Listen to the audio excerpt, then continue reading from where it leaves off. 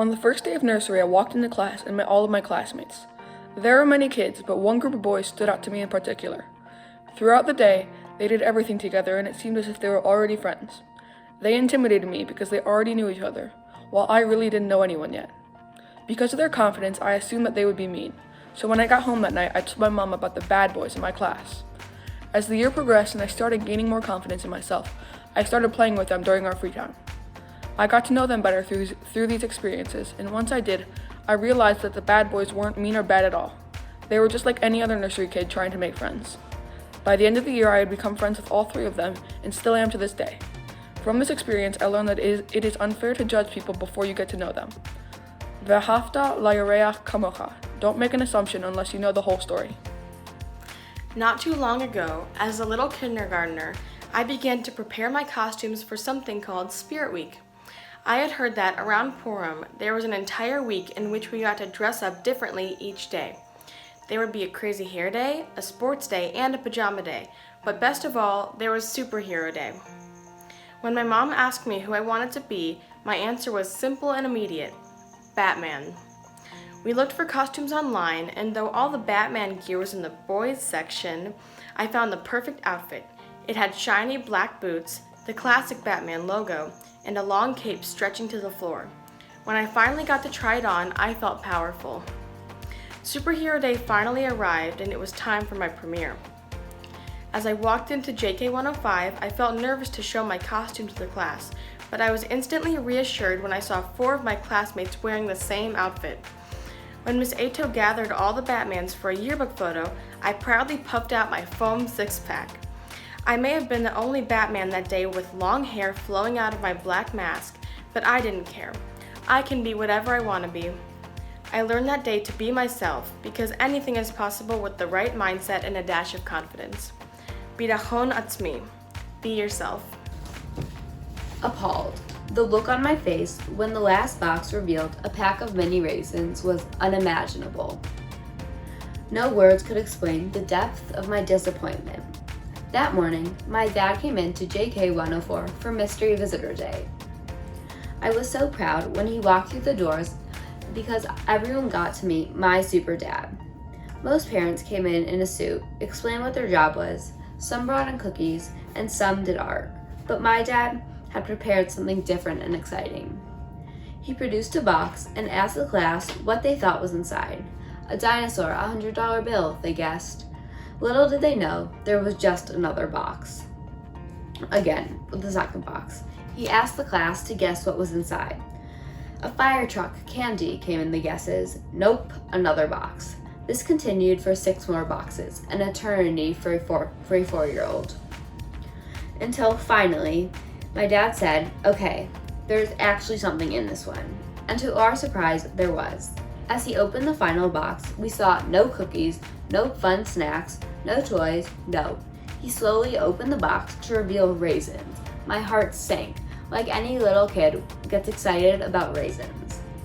At that time, I felt embarrassed and disappointed. But looking back on this moment, I realized that the pride I felt at the outset is what matters. I have a father who spent time devising an elaborate experience for us JKers, something truly memorable and to demonstrate us an important lesson. To be fair, I don't remember what he intended for us to take away from his visit, but I learned to appreciate the people around me. Kibud Avim. Appreciate the people in your life.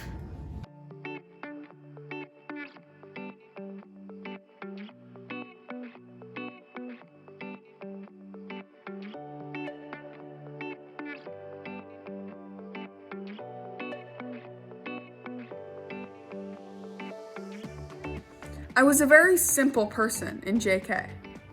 I was either happy or sad all the time. I learned a new emotion when another student in my class chased me around the playground spitting on me. I was horrified. Who could do something so disgusting? It was then when I first remember experiencing another new and strange emotion: anger. I stomped back indoors with arched eyebrows and a tense body. I was absolutely furious. A little while later, I received a letter from this student apologizing. I didn't know how I could accept it. This was all so new to me. I read the few sentences that the student had written over and over again, wondering how I could possibly forgive him. It was then that my parents sat me down.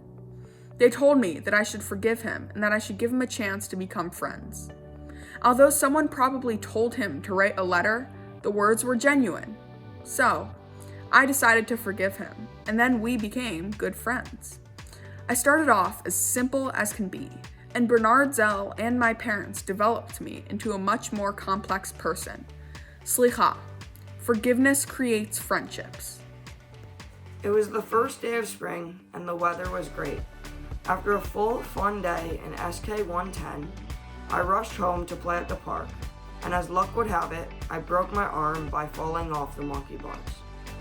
With a frown on my face and a cast on my writing arm, I had to go back to school the next day. As I walked into my classroom, I was worried that I wouldn't be able to complete all my work because I couldn't write. Mr. Hurt could tell that I was worried and told me to just try and write with my left hand. Hearing that, all I could think was, does this guy know what he is saying? I'm finally getting better at writing with my right hand, and now he wants me to try to write with my left? After a little bit of convincing, I started to write with my left hand, and it didn't go so well at first. It was hard, and I was having trouble even writing a single letter. But as time went on, I continued to practice and get better until I was finally able to write with my left hand. Looking back on this experience, I realized that Mr. Hurt told me to do this, knowing that it would be a challenge for me, but also knowing that it would build my ability to persevere through struggles. Having learned perseverance at a young age has helped me through my time at Bernard Zell and will continue to help me for the rest of my life. Hatmadah, remain persistent through hard times. My earliest memory of Bernard Zell was on my first day of SK and my first day of the school. Since it was my first day, no one could have known that I was an evil child. Once I sat down in my chair, the destroyer of everything and anything, my alter ego, took charge. All I could feel was an urge to attack. I didn't want to do it, but I had to. I saw my target and pounced. "Ah, Miss Cohen, the new girl bit me!" I heard the little girl yell. I was rushed out of the room and taken down the hall to the Clifton's office. I sat there regretting what I had done. Before I could stop it, tears came pouring out of my eyes. After that event, I was known as the mean kid. It hurt a lot that no one wanted to be my friend. This made me regret my actions even more. A couple years later in 6th grade, we were doing a project and we were split into pairs. I was partnered with Ava. While working, she started to laugh and said, Did you know that I've been scared of you since SK? I was shocked. After this, I realized that first impressions are very important and that you should definitely not bite people. Very vivid memories in SK is that almost every Friday, brisket would be served at Shabbat lunch. But I hated the brisket. It was served family style in these big tin trays, and there was more juice and sauce than actual meat. My teacher, Miss Winter, loved the brisket, and despite the fact that it was disgusting, she was determined to get us all to try it. She worked her magic week by week on my classmates, using her tricks and tools on different brisket-adverse SKer every week. Then I prepared myself to resist her and the infamous brisket. She couldn't make me like it. Then came that Friday when I would be her victim.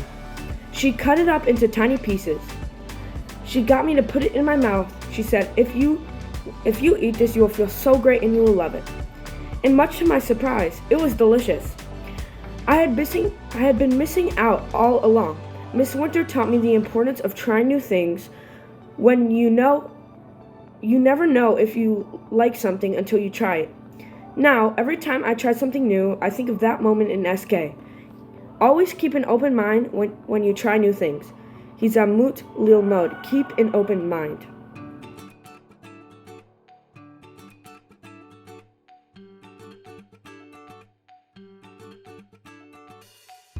I am not one for teamwork.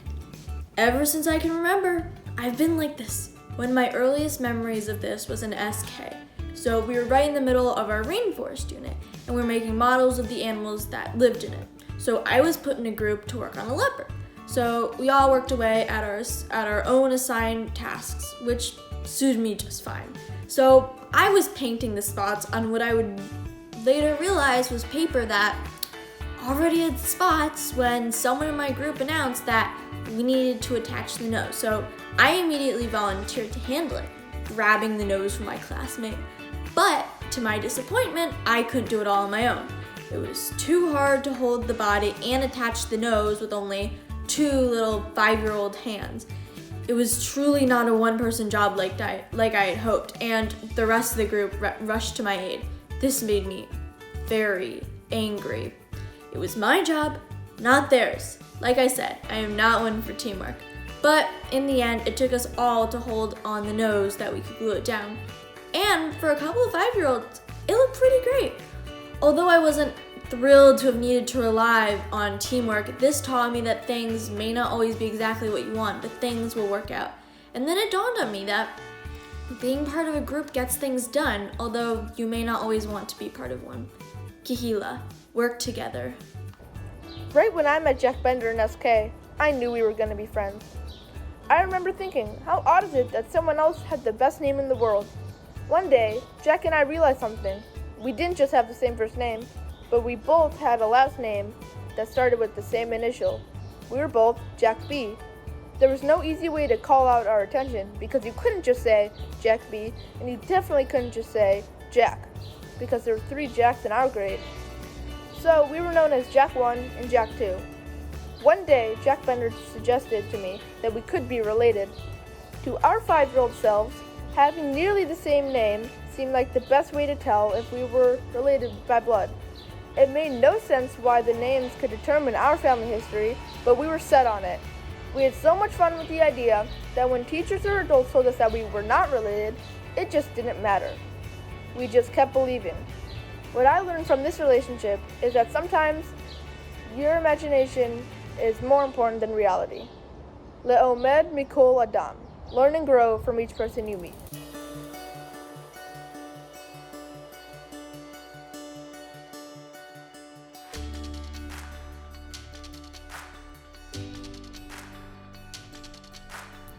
My little size 11 shoes tiptoed behind my classmates right into the monstrous jet.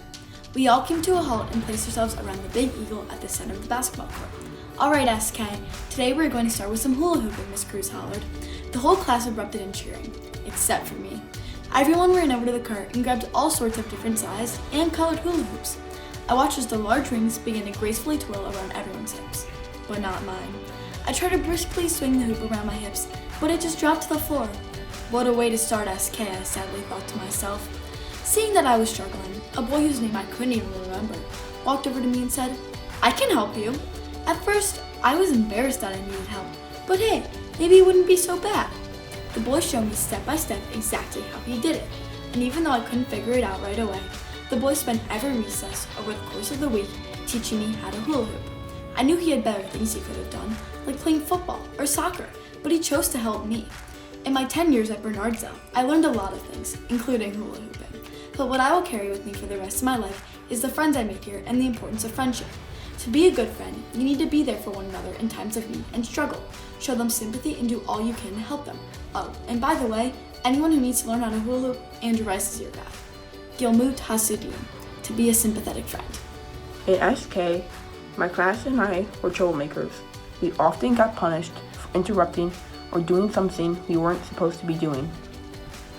That would later change when I got in trouble for choking a fellow classmate. For this, I was sent to Miss Sidoni's office, and I got sent home. At first, I was mad at the teachers because I did not think I was rightfully convicted for my crime. Then, I started to get mad at myself. I knew I was better than that. I didn't really want to be thought as a troublemaker by my classmates, so I apologized and made sure I would never make trouble again.